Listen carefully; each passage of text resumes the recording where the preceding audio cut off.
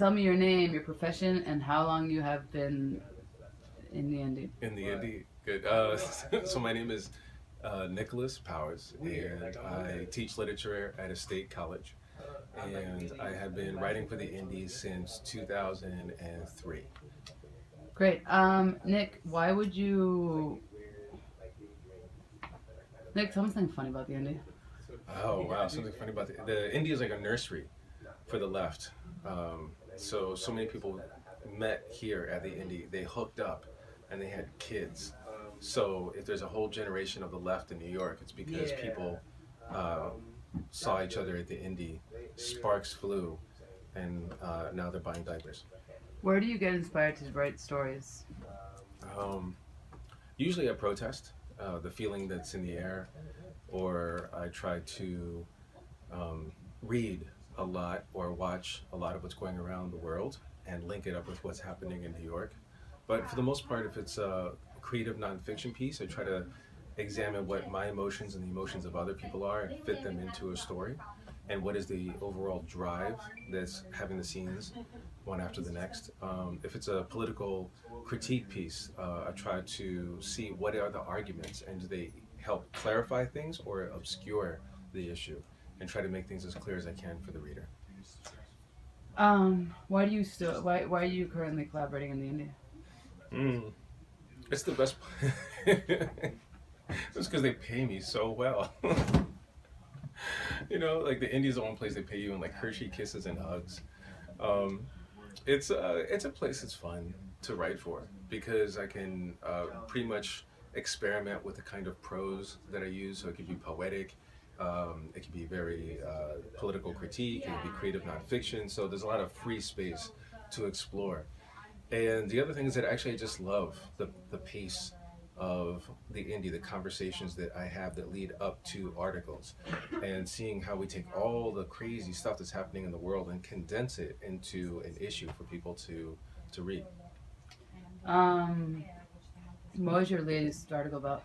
The latest article is about what I would say is the vanishing game, which is imagining if some of Trump's most severe and extreme policy proposals, like the Muslim registry or a ban, or ICE teams coming down and breaking families apart and sending undocumented workers to their home countries.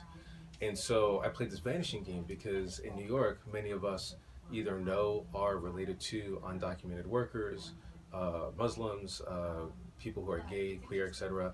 And so I played the vanishing game, like, well, who would disappear from my everyday life if these policies were acted on? And I was surprised that so many people who I just say hi to, who I talk with, who are my friends, who I call, would disappear because they would be rounded up and sent back, or they would be put on a registry, or they would be shamed. So that vanishing game experiment made it very, very real to me, the danger that a reactionary government poses to just regular people. Nick, why did you start writing in the indie? Like, when did you come into contact, and why did you decide to start writing for it? I first saw the indie, a copy of the indie at the Graduate Center in New York, here, 34th Street and Fifth Avenue. It's right across from the Empire State Building. And I wanted to write more consistently than just the essays at grad school because before I came to New York, I was a reporter in Boston. So I was writing 5 to 6 articles a week. So I was like, oh, I wanted to keep writing.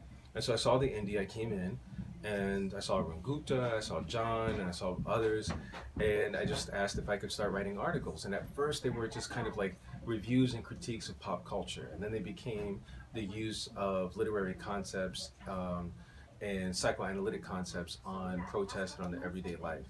And then they became political critique, and then they became creative nonfiction after I came back from New Orleans reporting about Hurricane Katrina.